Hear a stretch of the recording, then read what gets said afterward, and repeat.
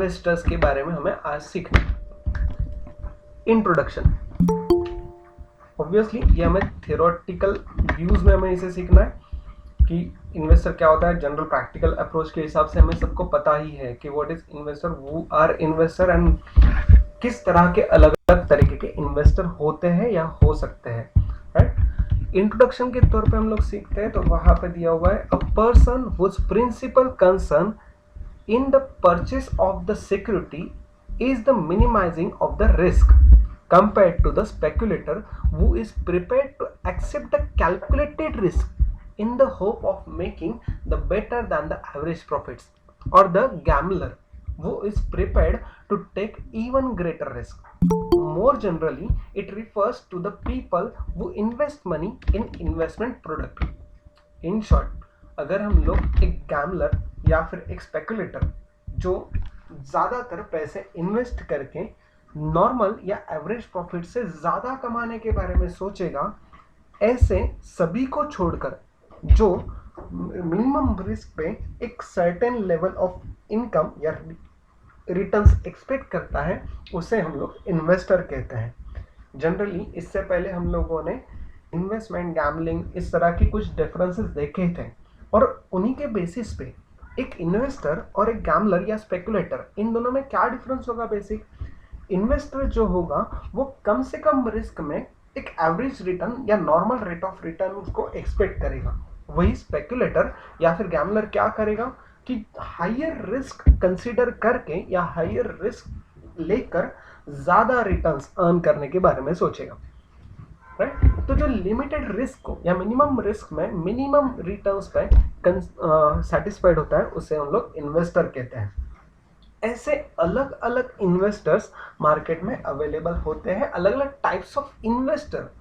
Generally investor एक ही तरह के होते हैं कि जो कम से कम रिस्क में अच्छे खासे रिटर्न मिला सके, राइट, वो इन्वेस्टर होता है। तो इन्हीं इन्वेस्टर को हम लोग सब कैटेगरीज में टाइप्स ऑफ इन्वेस्टर के बारे में सीखेंगे।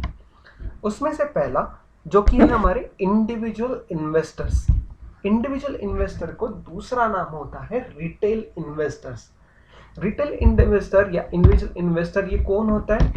वो आर द इंडिविजुअल्स वो invest their funds into financial assets. जैसे कि मैं, आप, हम लोग सब इंडिविजुअली जो हमारे फंड्स को इन्वेस्टमेंट के तौर पे different financial securities, financial assets में इन्वेस्ट करते हैं, वो they are in mass. Obviously ऐसे नंबर ऑफ पीपल होते हैं कि जो इस तरह के इन्वेस्टमेंट करते हैं। Each individual will have a comparatively smaller amount of investible surplus. Investible surplus मतलब क्या कि जो उनकी रेगुलर इनकम होगी, उन रेगुलर इनकम में से जो एक्सपेंसेस उनके मीट होते होंगे और जो बचा हुआ पैसा होता है जो उसे सेव करना चाहते हैं या इन्वेस्ट करना चाहते हैं, वो। Majority of individual investors lack the knowledge and the skills required to carry out the analysis of the investment opportunities available in the market. ऐसा क्यों? जो इंडिविजुअल इन्वेस्टर होते हैं, individual investor normally financial asset में अगर invest करते हैं तो हम लोग इस तरह से नहीं सोचेंगे कि वो फाइनेंशियल असेट में मतलब स्टॉक मार्केट में ही इन्वेस्ट करते हैं, शेयर्स में इन्वेस्ट करते हैं। वो डिफरेंट एवेन्यूज जो हम लोगों ने इससे पहले सीखे हैं, जैसे कि फिक्स डिपॉजिट होगी, नेशनल सेविंग स्कीम्स होंगी, या फिर सेविंग डिपॉजिट्स होंगी, या फिर हमारी यूनिट लिंक स्कीम्स होंगी, या फिर सिर्फ हमारे रेगुलर रिकरिंग डिपॉजिट्स होंगे। ऐसे डिफरेंट एवेन्यूज में वो उनके खुद के पैसे इन्वेस्ट करते हैं। ऐसा क्यों? Lack of the investment opportunities, lack of the knowledge of investment opportunities available in the market. इस तरह की जो अवेलेबल इन्फॉर्मेशन नहीं होते, ऐसे बहुत सारे लोग होते हैं। ऐसा नहीं कि इंडिविजुअल इन्वेस्टर्स को पता नहीं होता है इन्वेस्टमेंट अपॉर्चुनिटीज के बारे में, लेकिन ज़्यादातर जो मेन जो वहाँ पे फीचर होता है इन्वेस्टर का कि मिनिमम रिस्क पे एक सेटिस्फैक्टरी रिटर्न हम लोग अर्न करेंगे, तो यही हम लोग वहाँ पे कंसिडर करते हैं कि इन्वेस्टर जो होते हैं वो लगभग उनको इन्वेस्टमेंट अपॉर्चुनिटीज के बारे में या स्किल्स के बारे में ज़्यादातर नॉलेज नहीं होता है। ऐसे वो इंडिविजुअल इन्वेस्टर होते हैं। दूसरे होते हैं जो कि हम कहते हैं इंस्टीट्यूशनल इन्वेस्टर्स। अब institutional investor are the institution that mobilizes the money from the individuals and other sources and invest them in a financial assets. तो ऐसे कौन कौन से होते हैं? Mutual funds, insurance companies, investment companies, banks, NBFC, financial investments etcetera. Institution वो invest their surplus funds, ऐसे सभी अलग अलग स्कीम्स में जो different different organisations, institution, financial authorities, ये सभी हम लोगों की जो एक्सेस फंड्स होते हैं वो ज़्यादातर इन्वेस्ट करते हैं। They engage the professionals to manage their investments and to carry out the extensive analysis for making of the investment and continuously monitoring the performance of the investment. For example, अगर कोई एक bank है, ICICI bank है, तो ICICI bank generally क्या सोचेगी कि हमारे customers के थ्रू, हमारे क्लाइंट्स के थ्रू जो कोई भी प्रॉफिट हमें मिलता है उसमें से हम लोगों को जितने भी सारे एक्सपेंसेस, रेवेन्यू में से जितने भी सारे एक्सपेंसेस वो हम लोग कर देते हैं, फिर भी हमारे पास में अवेलेबल कैश या बैंक बैलेंस बचा होता है। इस अवेलेबल कैश या बैंक बैलेंस को हम लोग हमारी ही कंपनी में या हमारी बैंकिंग कंपनी में रखकर ऐसे कितना ज़्यादा इन्वेस्टमेंट रिटर्न्स कमा सकते हैं। उससे अच्छा हम लोग किसी प्रोफेशनल अथॉरिटीज, प्रोफेशनल इंस्टीट्यूशंस या प्रोफेशनल पर्सन्स को वहाँ पे अपॉइंट करेंगे जो हमारे इन एक्सेस फंड्स को, एक्सेस अवेलेबल फंड्स को चैनलाइज करके डिफरेंट डिफरेंट इन्वेस्टमेंट एवेन्यूज में इन्वेस्ट करें और जहां से हमें एक satisfactory return which is more than the normal return हमें अर्न करके दे। लेकिन इंडिविजुअल और इंस्टीट्यूशनल, इन दोनों में क्या फर्क होता है? इंडिविजुअल खुद अपने इन्वेस्टमेंट या अपनी जो सेविंग्स या अपने एक्सेस मनी होगी उसे खुद जाके इन्वेस्ट करेगा। वही इंस्टीट्यूशनल क्या करता है, ये खुद भी कर सकते हैं या फिर ज्यादातर किसी प्रोफेशनल को हायर करके दे सकता है। सेकेंड डिफरेंस क्या होगा? इंडिविजुअल इन्वेस्टर के पास में जो अवेलेबल अमाउंट होती है फॉर इन्वेस्टमेंट ये लिमिटेड होती है, जबकि इंस्टीट्यूशनल इन्वेस्टर के पास में बल्क अमाउंट अवेलेबल होती है। अगर ज्यादा अवेलेबल अमाउंट होगी, नॉर्मली हमारे इन्वेस्टमेंट का या फिर हमारे पर्टिकुलर रिटर्न्स का एक फंडा होता है। अगर आप लोग 100 रुपीज इन्वेस्ट करते हो और 10% आपको प्रॉफिट मिलने वाला है या रिटर्न्स मिलने वाला है, कंफर्म है, तो 100 रुपीज पे 10 रुपीज हमें रिटर्न मिलेंगे ही। अगर आप 1000 रुपीज इन्वेस्ट करते हो तो 100 रुपीज रिटर्न होगा। अगर आप 10,000 इन्वेस्ट करते हो तो 1000 रिटर्न होगा। तो 10% कंफर्म रिटर्न को हम लोग वैल्यूज में अगर बढ़ाना चाहते हैं तो हमें हमारी कैपिटल इन्वेस्टमेंट बढ़ानी होगी। तो ऐसी इन्वेस्टमेंट के लिए इंस्टीट्यूशनल इन्वेस्टर के पास में अवेलेबल जो बल्क अमाउंट होते हैं उसे वो इन्वेस्ट करते हैं और उससे अच्छा खासा मुनाफा भी कमाते हैं। सच प्रोफेशनल्स, ऐसे प्रोफेशनल्स जो इस तरह की इन्वेस्टमेंट अपॉर्चुनिटीज जो होती हैं उनको इस तरह के अलग अलग सर्विसेज प्रोवाइड करती हैं, are also responsible for the corrective decisions and the alteration of the investment whenever is required. इस तरह के प्रोफेशनल्स जनरली क्या करते हैं? असेट मैनेजमेंट कंपनीज जो होती हैं वो उसी तरह इन्वेस्टमेंट मैनेजमेंट कंपनीज भी होती हैं। ये जनरली जो इन्वेस्टमेंट करता है उनसे कुछ रिटर्न्स लेते हैं कि हम आपके जो पैसे हैं उनको एक सर्टेन अमाउंट के लिए एक सैटिस्फैक्टरी रिटर्न आपको देंगे, लेकिन उसे कमाने के लिए, उस रिटर्न को अर्न करने के लिए जो बाइंग एंड सेलिंग के जो डिसीजंस होंगे, जो स्ट्रैटेजिक डिसीजंस होंगे, वो हमें time to time as per the requirements, as per the situation जो लेने होंगे उसे हम लोगों को लेने के लिए आपकी परमिशन होगी और हम लोग उसके लिए रिस्पॉन्सिबल रहेंगे। इंस्टीट्यूशनल इन्वेस्टर्स जो होते हैं वो बेटर इक्विपमेंट होता है to the maximise the return and minimise the risk. Obviously अगर कोई 10 लाख रुपए इन्वेस्ट करना चाहता है तो 10 लाख रुपए इन्वेस्ट करने के लिए वो जो स्ट्रैटेजिक डिसीजंस लेगा, जिस तरह की वो एनालिसिस करेगा, तो उन पर्टिकुलर एनालिसिस के लिए या फिर जो किसी भी प्रोफेशनल को हायर करेगा वो क्या सोचेगा कि हमारे पास में जो 10 लाख रुपीज है उसमें से जितने मैक्सिमम रिटर्न हम लोगों को मिल सकता है एट अ मिनिमम रिस्क, ये हमारा मेन ऑब्जेक्टिव रहेगा। तो इस तरह की रिस्क मिनिमाइजेशन के लिए हेजिंग करो या फिर अलग अलग तरीके की दूसरी अपॉर्चुनिटीज ढूंढो या फिर जहाँ पे लॉस होता है वहां से रिकवर करके दूसरी जहाँ पे प्रॉफिट हो सकता है उस अवेन्यूज में इन्वेस्ट करो। ऐसे अलग अलग डिफरेंट डिफरेंट तरीके से हम लोग हमारे रिटर्न्स मैक्सिमाइज कर सकते हैं। इन सभी इन्वेस्टर्स को हम लोग इंस्टीट्यूशनल इन्वेस्टर्स कहते हैं। ये इंस्टीट्यूशनल इन्वेस्टर्स नॉर्मली हमारे डोमेस्टिक इंस्टीट्यूशनल इन्वेस्टर्स होते हैं और कुछ फॉरेन इंस्टीट्यूशनल इन्वेस्टर्स होते हैं, जिसे हम लोग FIIs कहते हैं, राइट। तो इंडिविजुअल इन्वेस्टर और इंस्टीट्यूशनल इन्वेस्टर, ये दोनों क्लियर। सो नेक्स्ट चलते हैं risk averse investors. A rational investor would always like to maximize his return at a minimum possible risk. Risk averse. This category of investors generally likes to avoid taking risk. He does not like to take extra risk if he is offered a same level or expected returns. Generally risk को avoid करके एक satisfactory return, एक normal rate of return को gain करने का जिनका approach होता है वो रिस्क अवर्स इन्वेस्टर्स कहते हैं। इनके वाइस वर्सा जो ज़्यादातर हाई रिस्क लेकर ज़्यादा प्रॉफिट कमाने के बारे में सोचेंगे वो होंगे risk taking investors, right. Risk averse investors क्या होता है?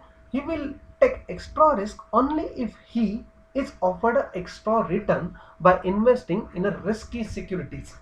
Obviously, risk averse क्या होता है कि जो possible मतलब 5% रिटर्न अगर हम लोगों को FD में मिलते हैं, अगर हम लोग फिक्स डिपॉजिट में इन्वेस्ट करते हैं तो 5% रिटर्न मिलेगा। तो शेयर मार्केट में इन्वेस्ट क्यों करना है? ऐसे सोचने वाले इन्वेस्टर्स रिस्क एवर्स इन्वेस्टर होते हैं। लेकिन अगर उन्हें कहा गया कि अगर आप शेयर मार्केट में इन्वेस्ट करते हो तो आपको 5% से जगह पे 12% या 15% रिटर्न मिल सकते हैं, तो may be they will think about it कि चलो ठीक है रिस्क लेनी है, लेकिन रिस्क के बेसिस पे रिटर्न्स भी मिल रहे हैं, लेकिन ज़्यादा भी रिस्क नहीं लेनी है। रिस्क कितनी लेनी? 10 to 15% की रिस्क और उतना ही हमें रिटर्न चाहिए। यही होते हैं रिस्क एवर्स इन्वेस्टर्स। जबकि रिस्क टेकिंग इन्वेस्टर्स क्या होंगे? इनके vice versa. These are those investors like to take a more risk. Their main motive while investing money is not to earn returns but to take risk. They like to take high risk with investing the funds available to them, risky investments to satisfy their urge to take risk and in hope that earning the huge returns. Generally, market का दूसरा फंडा, take a high risk and high return, right? अगर high risk consider करके चलते हो तो high returns भी मिल सकते हैं। कुछ ऐसे स्टॉक्स हैं कि जो अभी फिलहाल के लिए लगभग ₹1 के नीचे ट्रेड कर रहे हैं। ऐसे ₹1 के नीचे ट्रेड करने वाले सिक्योरिटीज में रिस्क बहुत ज़्यादा होती है, राइट। शायद वो डिलिस्ट हो सकते हैं या कंपनी बंद हो सकती है, या फिर अगर उन्हें कोई अच्छे खासे प्रोजेक्ट्स मिले या फिर अच्छे खासे आने वाले फ्यूचर्स में उनके रिटर्न्स बढ़े तो यही ₹1 की स्टॉक की वैल्यू में भी 3, 4, 5 या ₹10 भी हो सकती है।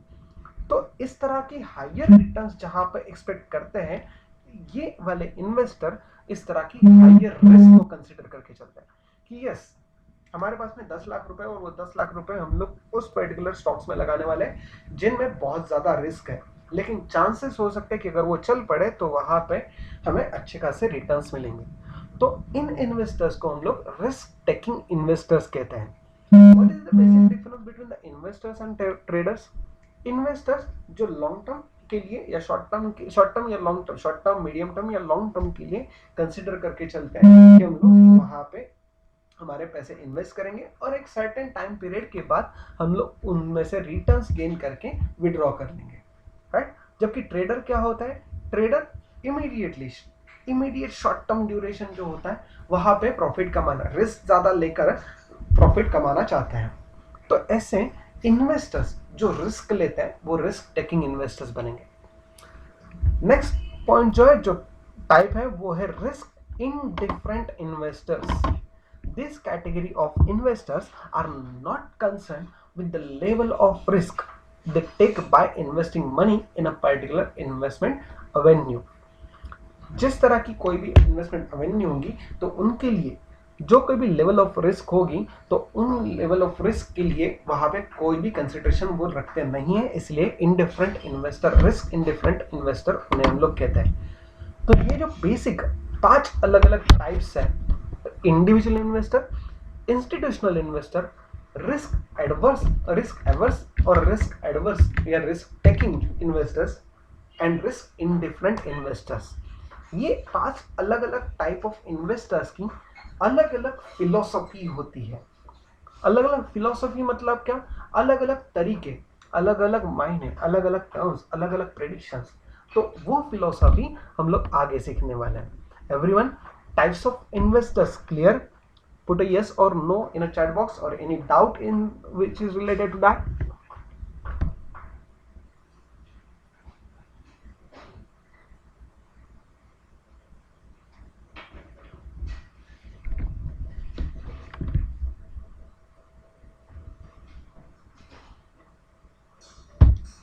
Next, philosophy of investor.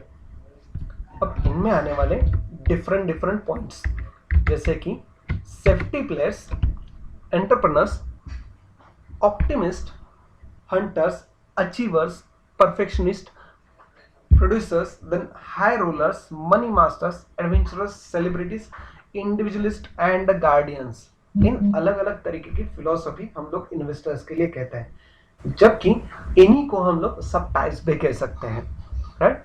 Safety players मतलब क्या? इनका नाम ही सजेस्ट करता है, safety players would take the path of the least resistance, looking primarily for a security and a safety in their investment and doing what has worked previously. Normally जब ज़्यादा returns earn करने हो या satisfactory return earn करने हो तो जितनी हम लोग रिस्क के लिए कंसिडरेशन करते चलेंगे तो उतना अच्छा होगा। तो अगर कोई इन्वेस्टर होगा तो वो इन्वेस्टर हमारे रिस्क लेवल को ज़्यादातर कंसिडर करना ही नहीं चाहता, तो इस तरह के सभी इन्वेस्टर हमारे सेफ्टी प्लेयर्स में आते हैं। तो ये क्या करते हैं? तो सिक्योरिटी के लिए जनरली किसी भी सिक्योरिटी को चूज करते हो या अवेन्यूज को चूज करते हो जिसमें सबसे कम रिस्क होगी उसे चूज करते हैं। जबकि एंटरप्रेन्योर्स के बारे में अगर हम लोग देखें तो एंटरप्रेन्योर्स कौन होंगे? तो entrepreneurs are a particular male dominator profile driven by a passion for excellence and a commitment, and who are not motivated by money in itself. Financial success is a scorecard and a stock investment is a method of implementing and demonstrating that success. इस तरह की mentality जिन persons की होती है उन्हें हम लोग entrepreneur investors कहते हैं।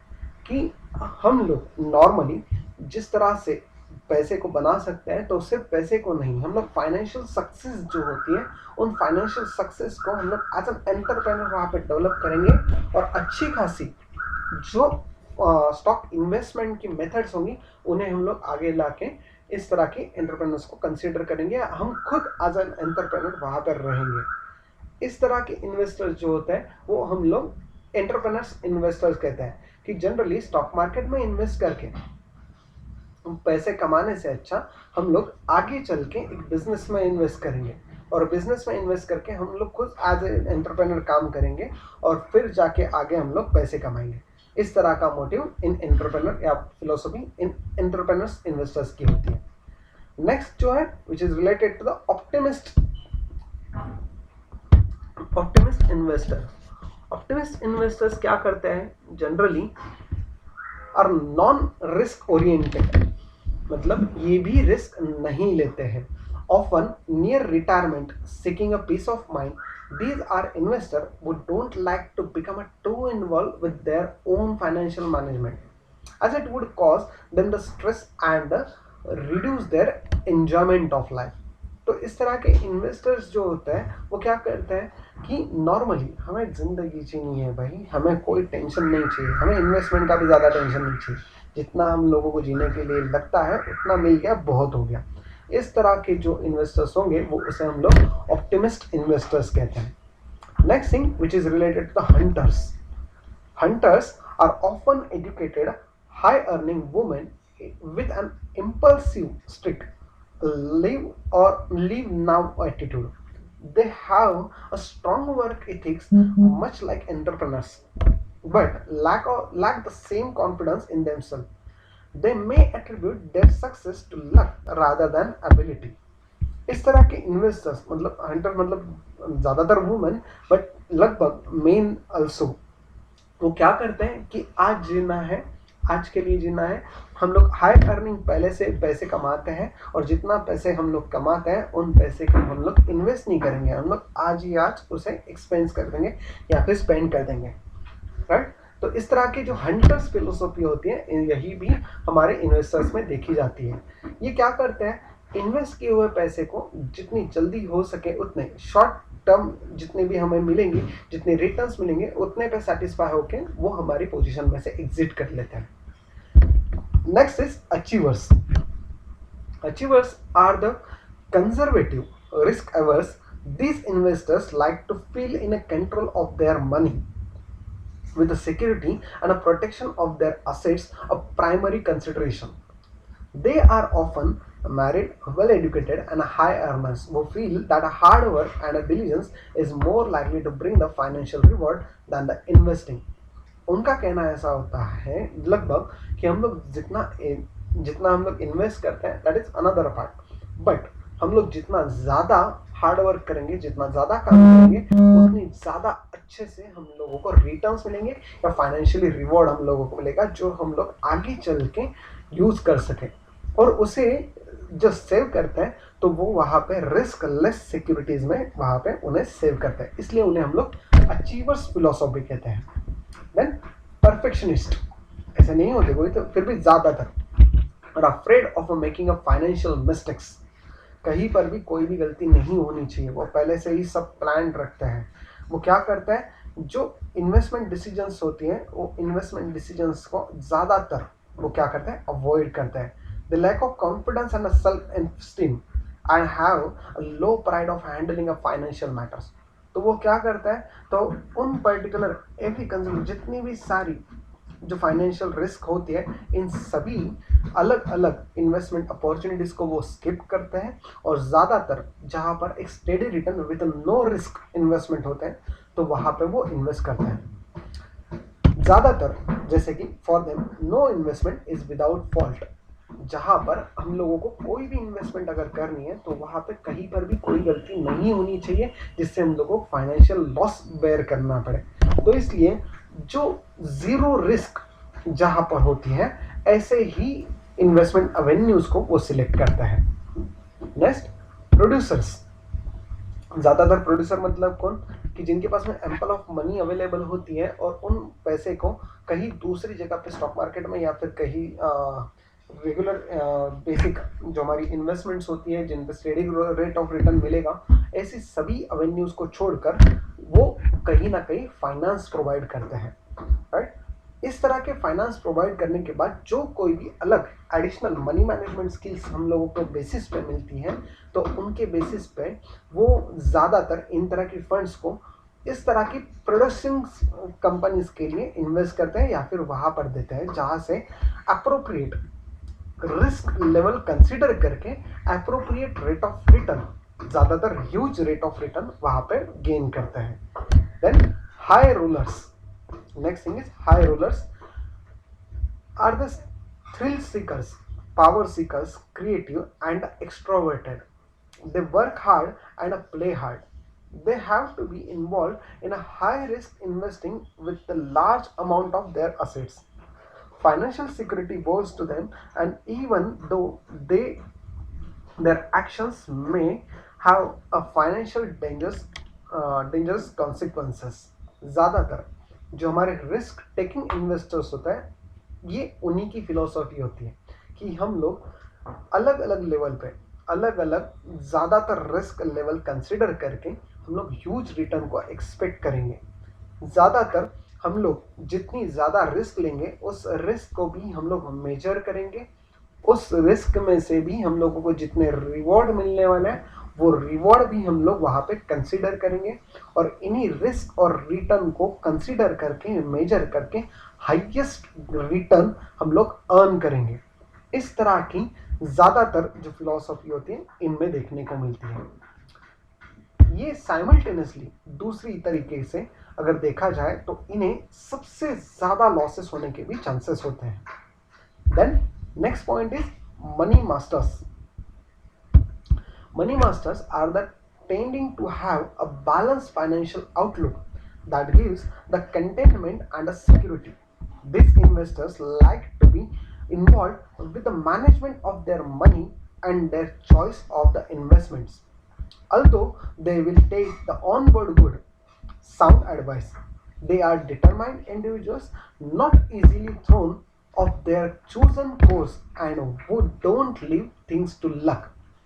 जनरली जैसे कि हम लोग बहुत सारे इन्वेस्टर्स ऐसे होते हैं, जैसे इंडिविजुअल इन्वेस्टर, बहुत सारे इंडिविजुअल इन्वेस्टर्स ऐसे होते हैं कि स्टॉक मार्केट बढ़ते हुए दिख रहा है तो चलो आज परचेस कर लिया हो, और फिर बाद में अचानक से मार्केट में कहीं ना कहीं स्टैग्नेशन आ गया और हमारे पैसे बढ़ ही नहीं रहे हैं, और फिर बाद में अचानक से प्राइसेस कम होने लगी, और प्राइसेस कम होने लगी तो हमारे जो इन्वेस्टेड अमाउंट है उनको लॉस हो सकता है। यहाँ पर हम लोग उसे बेच देंगे और निकल जाएंगे। तो जो लक फैक्टर्स होते हैं इनको कहीं ना कहीं ये मनी मास्टर जो होते हैं वो अवॉइड करता है, कंप्लीटली वहाँ पे कंसीडर करते ही नहीं है। वो ज़्यादातर जो फाइनेंशियल एस्पेक्ट्स होता है उन सभी को वहाँ पे बैलेंसली कंसीडर करते हैं और एक steady rate of returns earn करके सेटिस्फाइड होता है, राइट। नेक्स्ट होते हैं एडवेंचरस, जो कि लगभग हाई रोलर्स की तरह ही होते हैं। Adventurous are confident go for the ready to take the chances. इस तरह के होते हैं कि इन्हें नए स्टॉक्स में या नए एवेन्यूज में इन्वेस्ट करना ज़्यादातर पसंद होता है, कि जिनसे उन्हें कुछ ना कुछ नया सीखने को मिलेगा, या फिर अच्छे खासे रिटर्न्स मिलेंगे, या फिर अच्छी खासी उनकी अपॉर्चुनिटीज वहाँ पे बिल्टअप होते हुए उन्हें देखने को मिलती है। ऐसे सभी जो फिलोसफीज होती है वो इन तरह की एडवेंचरस इन्वेस्टर्स में दिखाई देती है। Then celebrities philosophy. अब सेलिब्रिटीज फिलोसफी क्या होती है?